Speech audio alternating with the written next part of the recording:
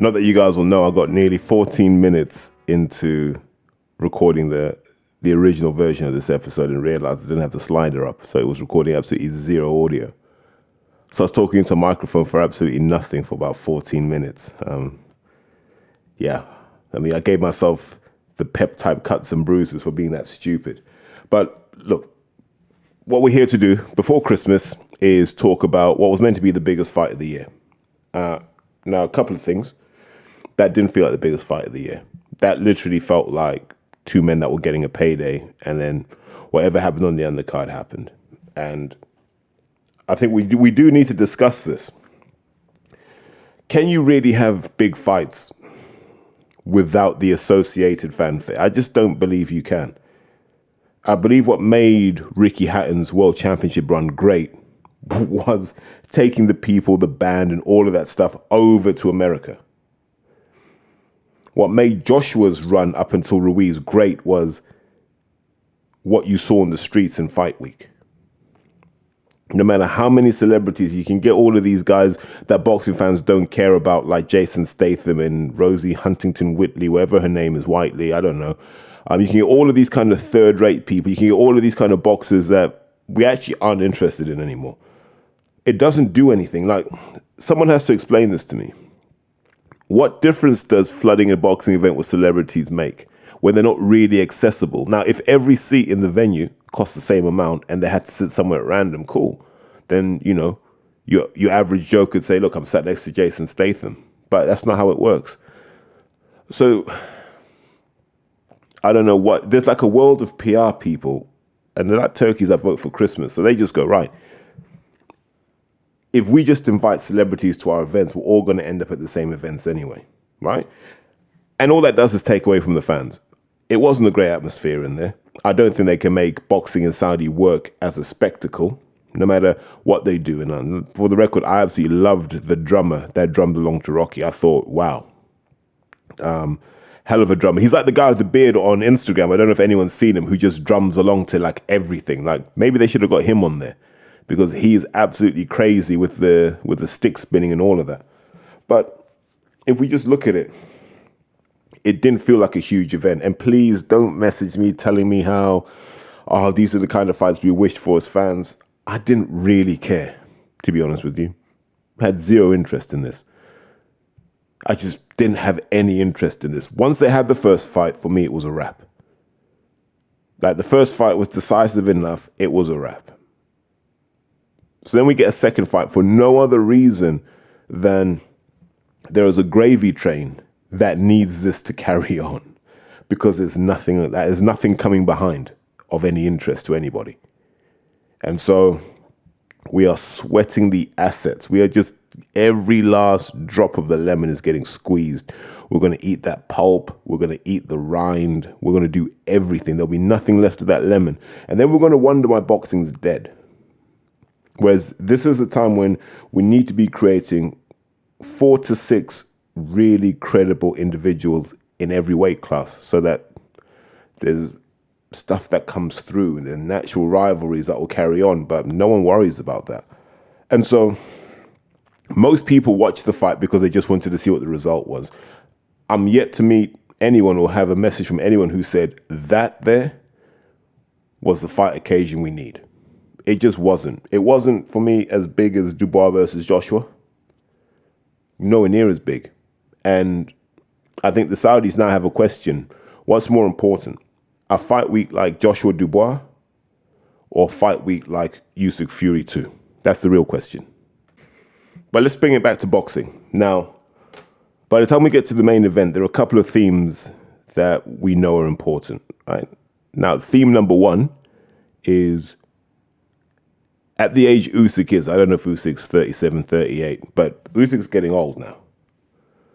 Is he capable of being Usyk again? The work rate, the movement, the energy. Can he do that again? The punch resistance, let's not forget that. Can he do that again? That was one of the big questions. Then you look at Tyson, you go, what can Tyson do? Is Tyson really prepared for an Usyk, considering this is a man that fought Sefer Seferi, Deontay Wilder, Tom Schwartz, Otto Warland, Deontay Wilder again. The next sequence kind of baffles me. So let's just go Dillian White, Derek Chisora, Francis Ngannou. Does that run prepare you to fight the most talented cruiserweight slash heavyweight we've had maybe since David Haye, maybe since Holyfield, depending on how you want to measure it? I don't think it did. Because all of those fights from 2018 till now had allowed Fury to get away with loads of bad habits. That allowed him to get away with being leaky defensively, right? Because those guys didn't have the ring IQ to take him apart. Whereas I think Usyk's the first guy that Fury fought since Vlad who had that ring IQ where he could take Fury apart. And so it was a question, is there this hidden level to Tyson Fury we had never seen before that he'd kept locked for a moment like this? And this is what the fight was meant to reveal for us. Because if there was a hidden level that we'd never seen before, that would have marked him out for greatness. That would have validated every excuse he had ever made. Yeah, everything he'd ever said would have been validated if he had this secret set of tools and skills and stuff we'd never seen before and no one had ever talked about. But boxing's told me that if we haven't seen it by now, we're probably never going to see it. And then for me, the third big theme was, how would the judges reward two completely different styles and approaches? Usyk, low on the top end power, high on the speed, consistency and accuracy. Fury, lapses in concentration, but when he's on, he probably hits higher peaks than Usyk does. But there aren't enough of those in the fight. So are you rewarding consistency or are you rewarding magnitude? That's going to be the question, right? So you're going into the fight with a couple of those ideas in your head, right? And the other one is the emotional attachment you have to each guy. So if you're Team Usyk, you're always going to see everything favorably through an Usyk lens. Don't message me telling me that you're 100% objective. It's nonsense. If you're Team Fury, you're going to see everything through that Fury lens. That's just how the human brain works. We don't have time to process every last piece of information, every last datum. That's what they call it in Latin, isn't it? You know, the singular of data. So we don't have time for all of that. And as such, we're always going to lean towards the guy that we support. So, for example, my whole ethos is I reward three things. I call it the elite triangle, right? One, the ability to control your opponent. So you have to be able to control your opponent and diffuse all the bombs that they carry. So if they're a power puncher, you got to find a way to negate that. If they're a high work rate guy, you got to find a way to negate that. That's the first part. And that was probably more on Fury than it was Usyk.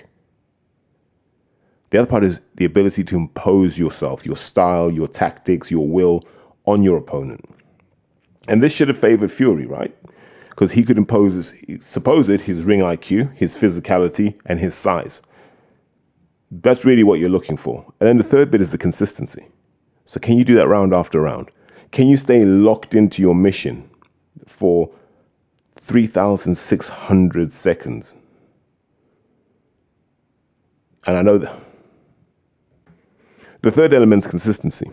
So can you stay locked in for 180 seconds across 12 rounds? Just locked in on that mission, that objective, never taking your eyes off your opponent, not letting your opponent get an inch in that fight. Can you do that? Or do you have those lapses in concentration that open up the door? Now, for me, that's the elite triangle. If you can nail those three things, you're normally hard to beat. And if you can nail them as you're moving up the levels, that marks you out for greatness. Now, people can do it at certain levels and then they move up a level and it all falls apart. And that's okay. You know, you find your limitations and that's cool. And that's what we were looking for in this fight, really. And I think more so because Fury had to get a win back. So we were looking for that. And ideally, you're looking for that from the start. And we had hope in the beginning. Let's be honest. Fury came out busier than he was in the first fight. Definitely looked like, you know, the beard had its effect. You know, he looked more focused. He looked like he wanted to do something in that fight. And he was doing a lot of good things. But one of the things I noticed really early on was he couldn't read Usyk. Now, I don't know why that was. I don't know if it was a timing issue. I don't know if he was looking for the perfect moment. He couldn't read Usyk. And sometimes those situations, you just do what Derek Chisora does and just start booming shots in and go, right, let's have it. But to do that, you are back your chin. And I just don't think Fury backs his chin anymore. Just on a side note, one of the things I've grown to appreciate about Usyk is how mean that guy is. Like he carries the cuddly toy and he dresses like this and he does all these things to disarm people. But I don't know if you've ever watched his facial expressions when he's asked about stuff. There's no warmth in him. Even though he'll crack a joke and he'll say something witty, and he knows that plays well to British boxing fans and etc. etc. But there's real menace in his facial expressions. You watch it frame by frame. There's legit menace. He's a nasty, nasty man. And quite frankly, I love that in boxing. Yeah, when someone is a nasty man, that lets me know that they're going to get busy in the ring, no matter what. And I don't know if Fury's that nasty man, because there's nothing in Fury's background that lends itself to being a nasty man, and he said that himself. And I just think at that top level, you need that devil, and I don't know if Fury had enough of that devil to impose himself. And like I said, if you go to that first round, he just couldn't read Usyk. And Usyk was like, I'm just going to do what I do. I already know you're leaky upstairs. So what I'm going to do is I'm going to pepper your body as well. So you're going to get hit in that solar plexus a few times because I need you to think about that. And so when you see me coming in, you don't know if I'm going to go high or go low. But that left hand is going to be catching you around the head, ideally around the top of the head because you're tall. And that became the theme of the fight. Fury looking for moments to hurt Usyk. Usyk looking for opportunities to just pick up points, score. Keep that scorecard pressure on Fury. Yeah. Round after round, I'm not getting tired. You better hope you get your knockout because you're not outworking me at the moment. Look at it. I've got you moving around the ring now. I'm going to do this for 12 rounds, Tyson. Can you do this for 12 rounds? And to Fury's credit, he was trying to live with Usyk for the 12 rounds. And he was having success. Like, let's not pretend Tyson Fury was not having success. When he was throwing those right hooks and right uppercuts, he was having a lot of joy. Snapping Usyk's head back. He was like crumpling Usyk. Like, those right hooks to the floating rib were crumpling Usyk. And you got to give Usyk credit, on the other hand, for just gritting it out and going, I'm not going to let it affect me. My mission is to win at all costs. And that's what he did. Maybe he had something done where he's just numbed all of his nerve endings. Like, he doesn't feel anything.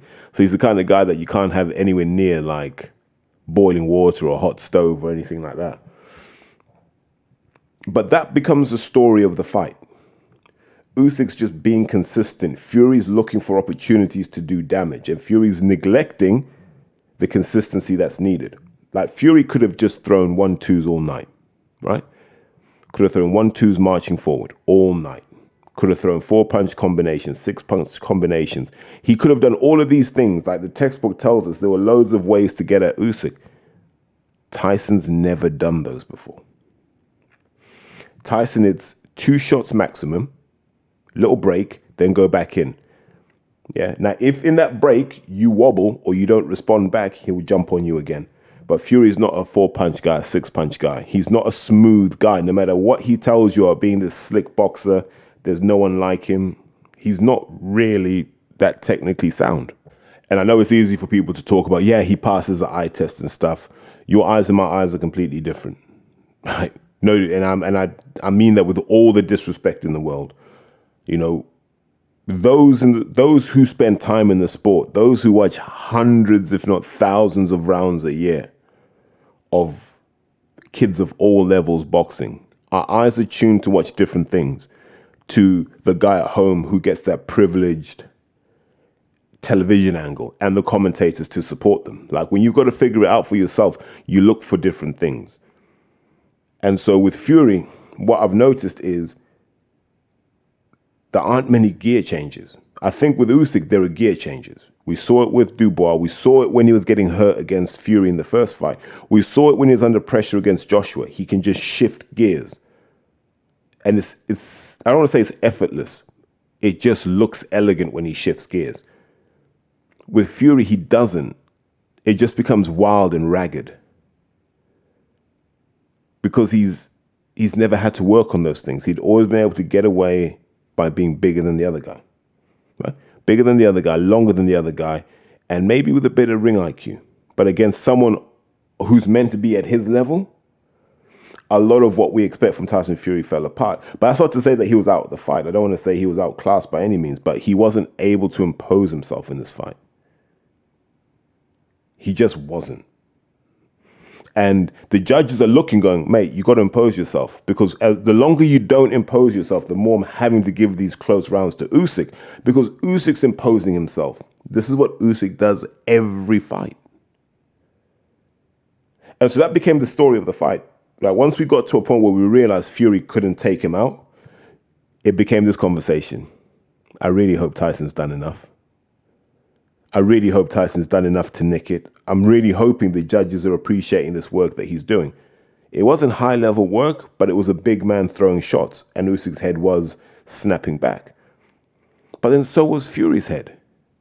And, Fury was staggering about the ring on certain occasions. So if you just zero it down to the punches, I can see why people feel the way they do about the fight. So let me say this now, because we're going to come onto the scorecards very soon.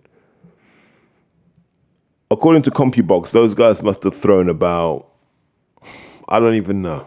Let's just say they threw, 800 punches, right? Between them, they threw 800 punches in the whole fight. It might be a bit more than that, but 800 punches. And I don't know how many seconds there are in a 12-round fight, but let's just go with this. 800 punches. Takes about somewhere between a fifth and a tenth of a second to throw a shot. We'll call it a fifth of a second. So 800 punches.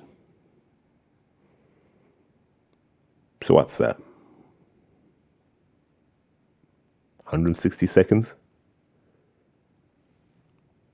160 seconds, not even one round. But let's just call it one round out of 12 is punching. How are you scoring the rest of the time allocated to that fight? How are you scoring all the times they're not punching? And what are you basing that score on? Because a lot of times I talk to people and they go, I had it 8-4. And then you're like, how? And then they talk about all of the punches. I'm like, that's cool. But what about all the other stuff that was happening in that round? How were you scoring that? And why were you scoring it that way? And then most people go quiet because they don't really think of it that way. That's why when people talk to me about fight outcomes in terms of CompuBox, I'm like, that's not how it works. Right? That's miles of how it works. And that's not me saying to boxing fans, you're dumb. It's just saying the script you're reading is not the script the judges are reading, which is why it's not unusual for you guys to come to different outcomes. And also, when you talk about the fight, you talk about how you feel about the fight. Like when I say I thought Usyk won, I'm saying that from the perspective of the holistic view of the fight.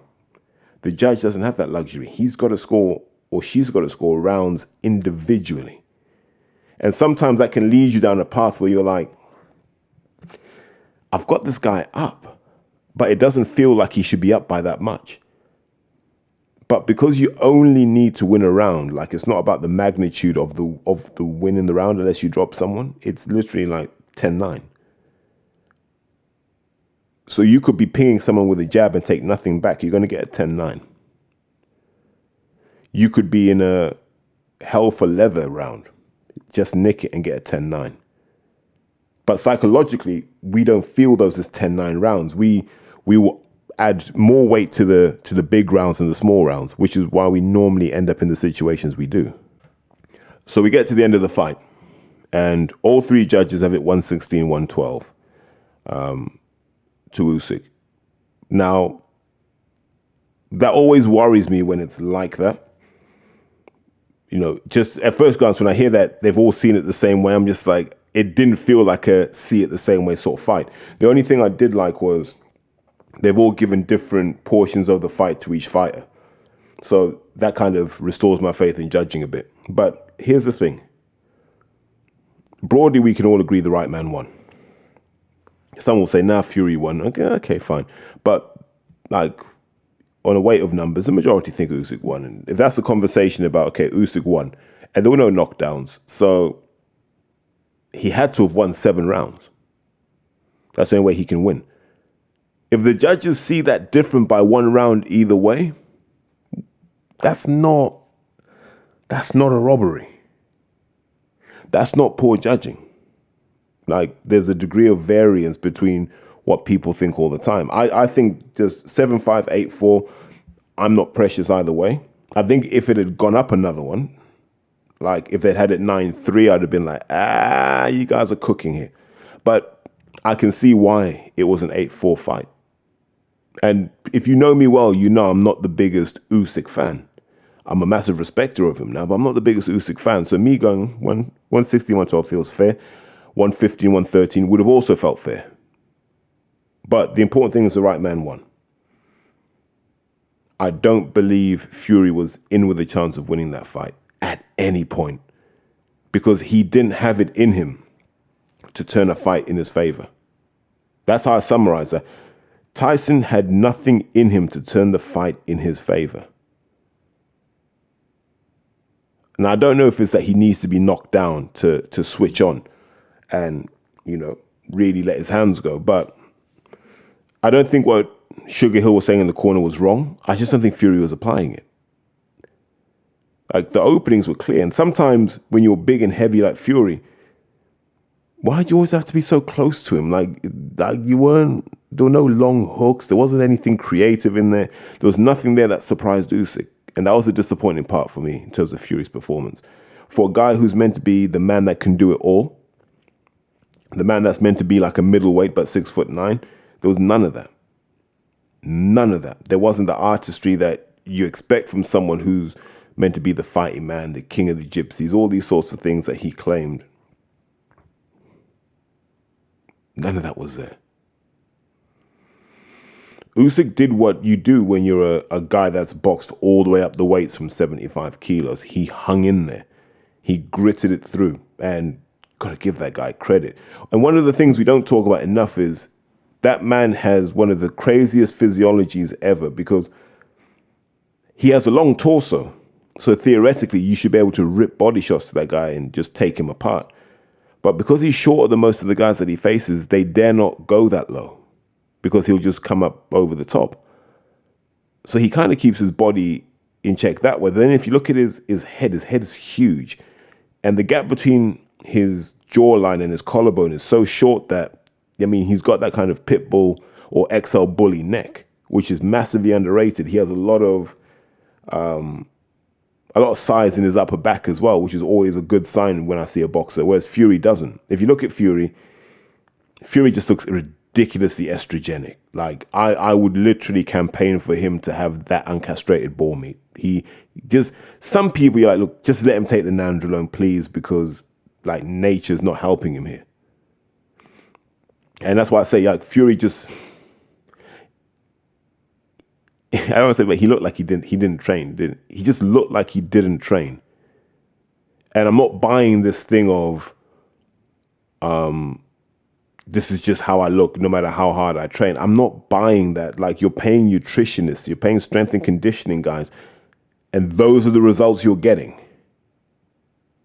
Like, he's not ridiculously strong. His legs aren't big enough for his weight, nowhere near. And that's why he probably can't take the shots. Upper back's not strong enough to deliver the force of the punches he should be delivering. And all this guy's ever relied on is being more skillful than anyone else. And then he met a guy who was more skillful than he was. And then there was none of that physicality that big men should have. I'm going to say this, and this will be the bit that gets clipped. I'm going to get slaughtered on social media for this. Take Fury's 24 rounds against Usyk.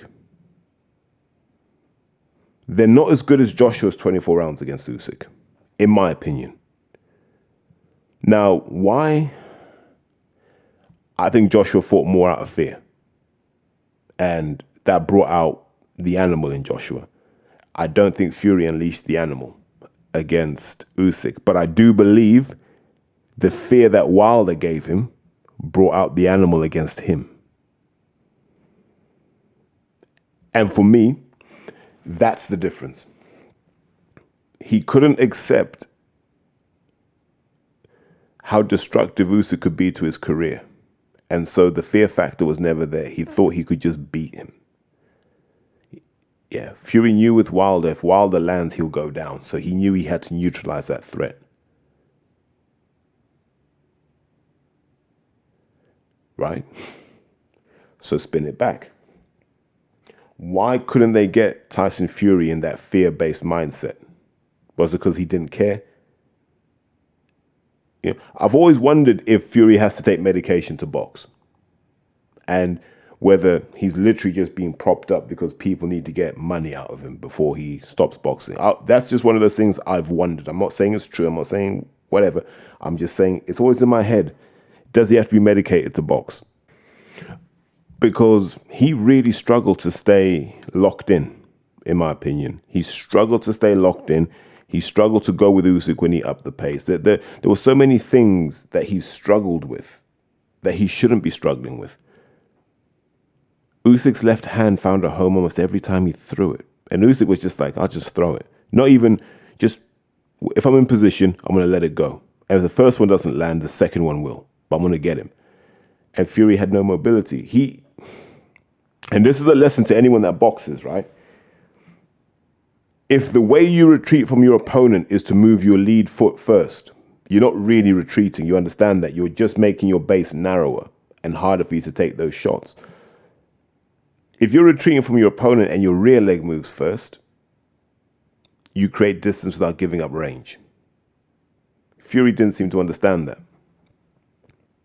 And had he done so, I genuinely believe he could have been able to throw a jab, slide back on his back leg, and when Usyk came in, just whip an uppercut in. Every time. Uppercut, right hand over the top. But then Fury's never been a good guy at punching down.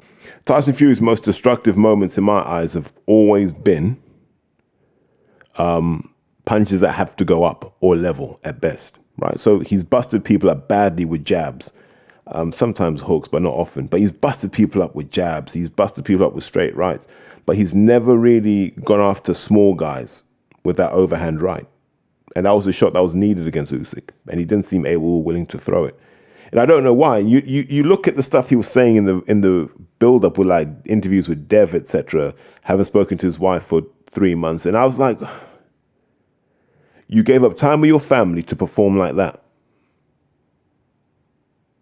Like, you performed better in the first fight than you did in the second fight. The only difference is you didn't get put down here. But that first fight, you had Usyk backpedaling, confused. And Usyk's admitted when he took the uppercut in the sixth that he was like, oh my God, what's happened here? We didn't see any of that. So maybe you should have spent more time with your family. But it begs the question, what goes on in the Fury camp? It all feels like we've been sold a dream. Like we've been sold this dream, like buy your dream home in Marbella, and you get there and there's nothing. No one's built anything. It's just barren land. That's how I feel with Fury, because we were always promised this Hall of Fame type performance. We were always promised that moment when he'd ascend to one of the all-time greats, and we've never seen it. Called out everybody, called out Joshua, called nada.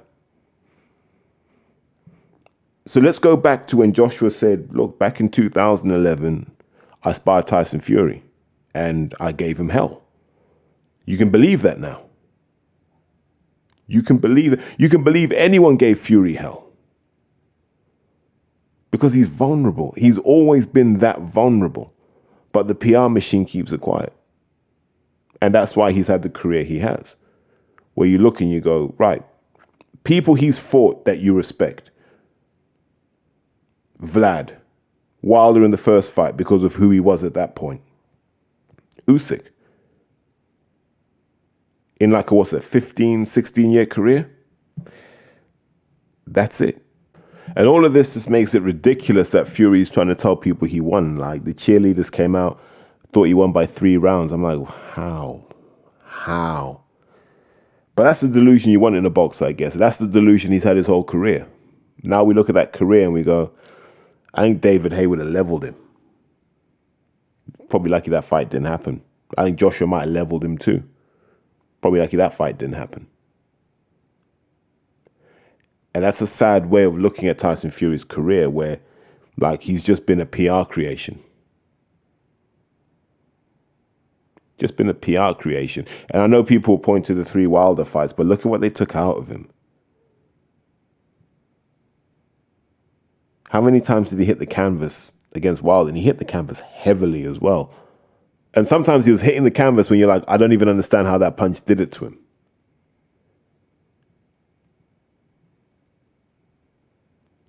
But I'll never tell a boxer to retire. He can fight for as long as he wants. There'll always be someone who's willing to watch him fight. And if you match him correctly, you can have some entertaining fights. You could have a 4th Wilder fight and just see what both men have left. You could have him in with Joshua. But maybe it's time for us to box those guys off now. Park them off and say, you lot fight amongst yourselves. Go to Vegas, go to Wembley. Yeah. Go and have your little kind of veteran circuit. And then let's focus on building new talent. Because that era's done. Like, we don't know how good either man is because they're not fighting the young, hungry lions. But amongst themselves, Usyk is clearly the man. So that's Joshua dealt with twice. That's Fury dealt with twice. One 6'6" and 245 pounds. One about 6'8", 6'9", and about 270, 280 pounds. Dealt with relative ease. Now, does that make him a boxing great? 100%. I think when you talk about great boxers of their generation, I think Usyk is in that conversation comfortably. I think when you're talking all-time great, I think the list of people who should be on there is so long that he doesn't get that far up the list. Because whatever you want to say, and we're just going to talk pro boxing for now. I know people talk about the amateur golds and stuff, but let's just talk pro boxing. 2-time undisputed, but Crawford's done that. I think Inoue might have done that as well. So he's one of 3. Moved up 1 weight class. Crawford moved up 3. Inoue's moved up 4 or 5. So in that group, he now falls down to number 3. Crawford has fought someone in Errol Spence who's a future Hall of Famer, in my opinion. I think it's hard not to put Errol Spence in that category of Hall of Famer, considering what he had achieved at 147. I don't think Usyk has that. And then if you talk about all-time greats, he's somewhere on the list in that kind of group that has Evander Holyfield and Chris Bird. You know, like small guys who came up the weights. And I'd probably put Holyfield a fair distance ahead, and I'll explain why. He fought a prime Riddick Bowe 3 times, went 2-1 with him. There was no shame in that, considering who Bowe was. And people would say Bowe's on the greats of his generation list, like Usyk is. Holyfield fought a prime Lennox, fought a prime Mike Tyson twice, fought Lennox twice. So if you think about that, 7 fights against 3 guys that people put on their heavyweight list of greats. That's what Holyfield did. And that's not even considering the guys he fought on the way up, like Mike Weaver and Dwight Muhammad Qawi. The George Foreman that just wouldn't go down. All of these guys. And let me be very, very clear. Usyk would be competitive in the 90s. He would give you war after war with all of these guys. But he'd lose a lot of those fights.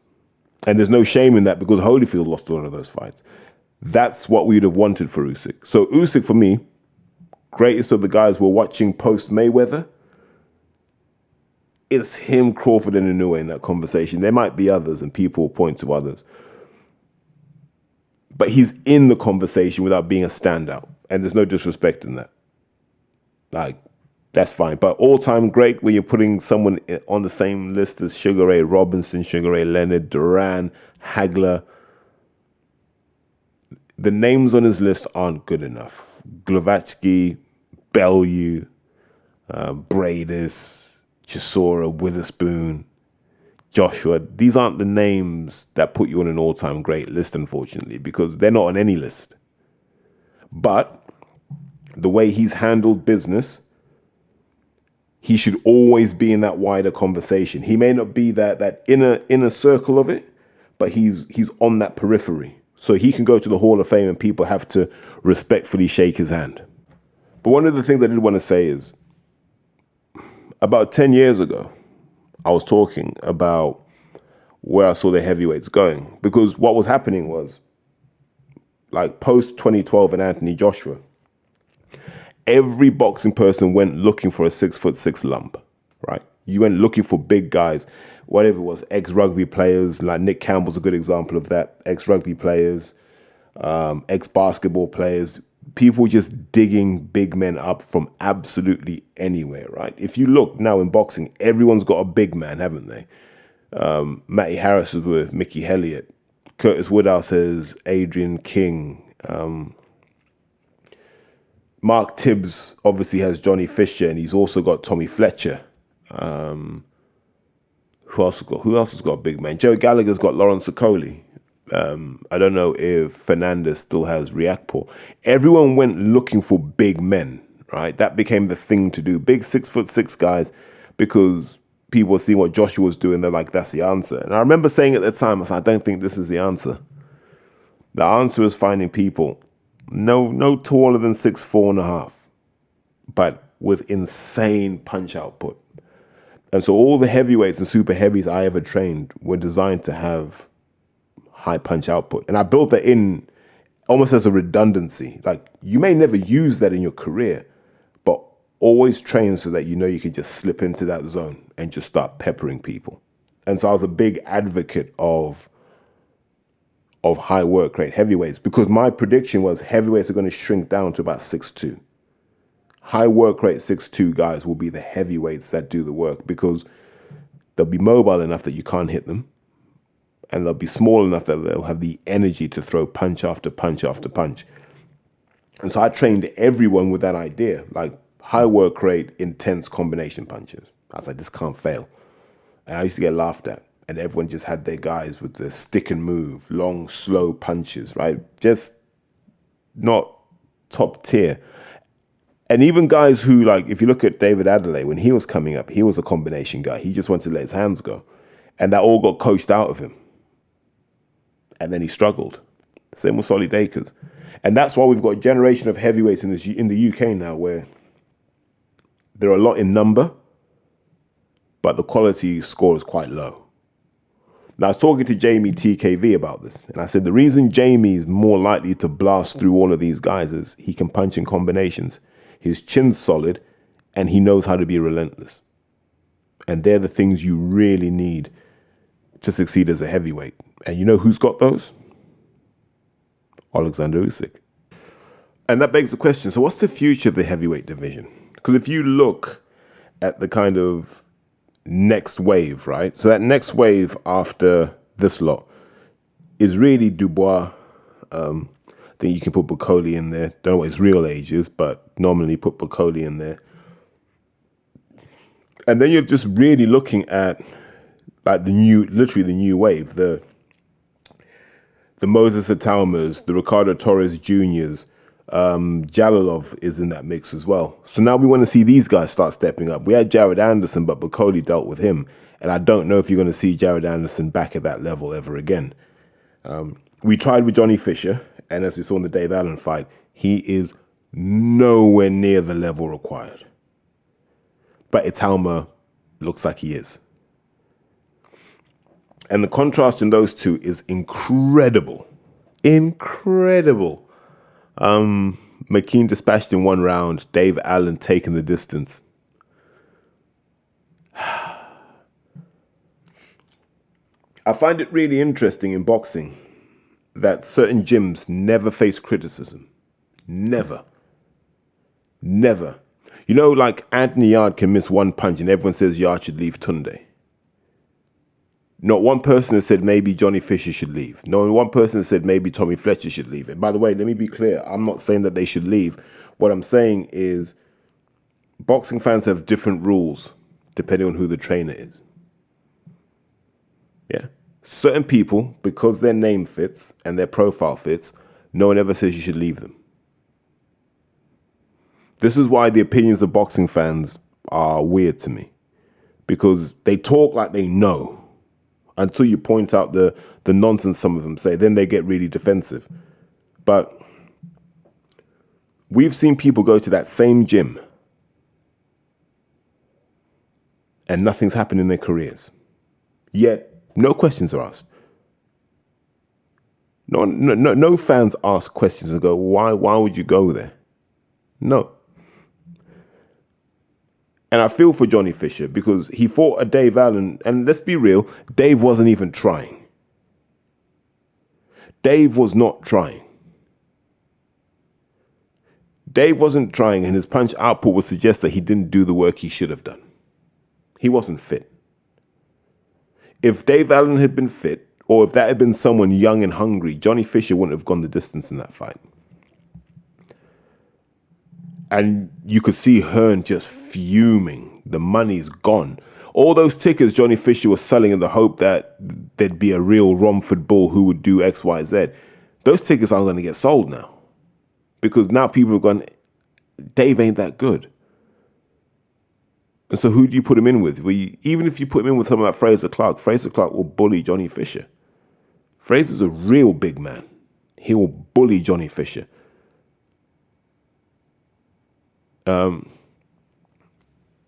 Who's the other kid from Fabio Wardley? Bully him. So now what do you do if you've got Johnny Fisher? Yeah. You'll start looking at guys, local guys, in and around the same experience level and go, why can't he fight Jamie TKV? Jamie will stop him.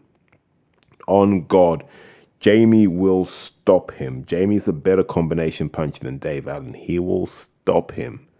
You might have to put him in with like Frank Ignatius or someone like that. I genuinely think it wasn't that Johnny Fisher got a reality check. It was this. You realized Johnny Fisher is a kid who up until a few years ago was playing rugby and not boxing. Now, go back to what I said before about everyone wanted a Joshua type project.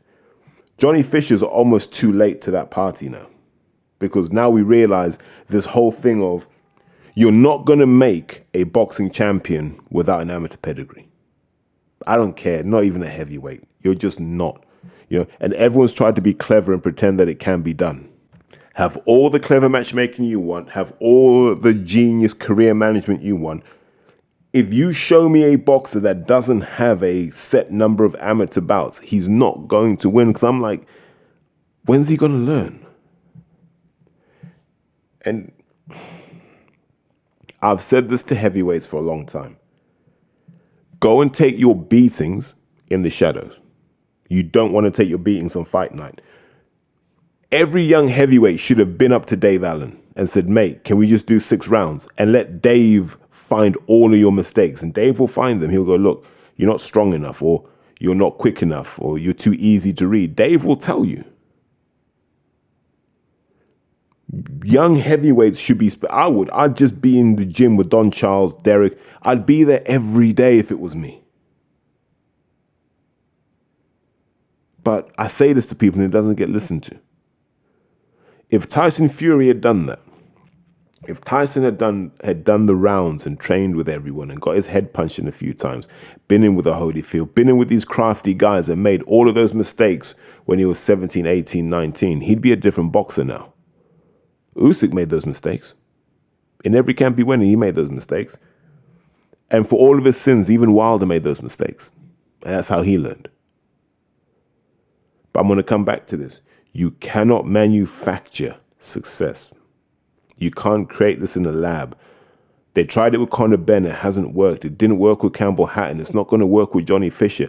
Boxing will never allow shortcuts. It's too hard a sport. It's too risky a sport to allow people to just kind of show up and do it. Like, you can have God training you. You're not going to be a champion. And people say, but look at Fabio Wardley. He had all that white collar stuff. But that's still you've still had a few fights. But even Fabio knows there's a ceiling to how far he can go, because eventually those big bombs aren't going to land because guys will be prepared for it. Then what? The video analysis is cool. All that stuff is cool, but nothing beats making mistakes in the ring. And I think Usyk is reaping the benefits of doing that. I think Tyson Fury is paying the price for not doing that. That's how I'd summarize those two based on what I saw on Saturday night. So, just other stuff around the event. So I had the Sky feed. And who had the idea to have Matthew Macklin and Shane McGuigan do co-coms? Because that would have been a really awkward conversation, right? Like, just the politics of that. This is what I mean about there are people that work in boxing that know nothing about boxing. If someone had said to me, we're going to get Matthew Macklin and Shane McGuigan on comms, I'd have just said, can we just make a couple of phone calls to make sure that everyone's in a good place here? Because let's never forget the character assassination that Shane went through because of the McGuigan's views on certain things. So I thought that was odd. In terms of having coaches on comms, so this is a really interesting one. I thought Joe did it well. But it's a skill, right? And the thing is, and I think Shane will reflect on it and he'll see this too. When you're a coach, you have so much knowledge. Like most of the guys you will know in some context, right? You have so much knowledge and so much understanding that it can become inaccessible, and you can actually focus more on your knowledge and less about what you're there to do, which is to inform and to entertain. And I think part of it is also, are Shane and Matthew Macklin really going to banter back and forth? Probably not. But I learned this as I did more commentary. It was going from show people how clever I am to what do the fans need to hear that they can't see? And it's just small things. And I think Shane will get better. Whether Joe wants to do it again, I don't know. But Shane and Joe will get better. But that was it for me. It's not just what you know. And it's not just saying what you know. It's being able to say it in a way where the fans are like, oh, or ah, or make them chuckle. Those sorts of things. Like you have to be multi-dimensional in that sense. And then if you can be entertaining and knowledgeable, you're absolutely flying. And I always thought that Andre Ward and Tim Bradley did it really well because they could bounce off each other. Even when they disagreed, that the energy was good. And I think in British comms, we need to get to something like that. But at some point, the gravy train does need to stop. I am bored of just numpty after numpty sharing a picture of them sat in business class like they're important. And it's like, well, like, this is basically a Diddy freak off without the freaking off. Well, at least it's not visible. We don't know what goes on behind the scenes. But for me, just get a new crowd of people involved. Like, I think we're broadly bored of what we're seeing right now. And I wish people had more courage to just switch it off. Well, they'd probably end up switching me off, so actually don't do that. But yeah, hopefully 2025 gives us something extra. And I know I didn't touch on the thing of who do you want to see Fury fight next? Because the answer is no one. I'm not excited by that anymore. I'm more excited by the guys coming through now. So let's invest some time and money in those guys because, like, as in Moses Atauma, there's potentially something there. I'd like to see what happens when he's got to face someone that wants to fight him, but I think he'll handle that. And we've got plenty of time with him. We don't have to rush him. Just put him in with guys like Phil Williams. Make him do rounds with guys who are going to stretch him and challenge him. I want this guy, by the time he's 23, 24, to be complete. And there's no excuse now because we know what the direction of travel is. I just realized I've been talking for 40 minutes and all the other stuff I did on the pod that never recorded. So what I will say, guys, is thanks for listening this far. As always, if you like it, share it with someone. This is the giving season. So, give someone a little intro to this. First and foremost, Merry Christmas to everyone. If you don't celebrate Christmas, have a great holiday with family and loved ones, etc. You probably won't hear from me now this side of Christmas. So, Merry Christmas to everyone. Have a great time. Spend time with family. You love someone, give them a hug. Yeah. And let's pray that we get to do it with the same people next year as well. And I'll say take care, guys.